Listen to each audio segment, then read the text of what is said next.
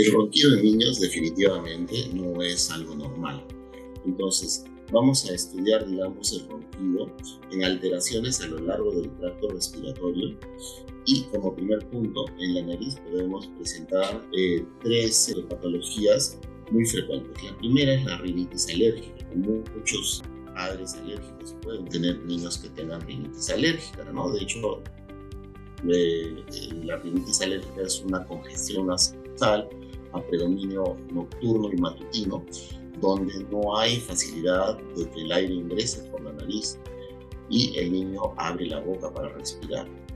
Después, en forma ascendente, llegamos a lo que son los cornetes. Podemos tener cornetes muy grandes, los cuales también sean una obstrucción para la vía respiratoria, o también el tabique desviado. Estas tres, digamos, patologías que podemos ver en la nariz pueden condicionar a un ronquido.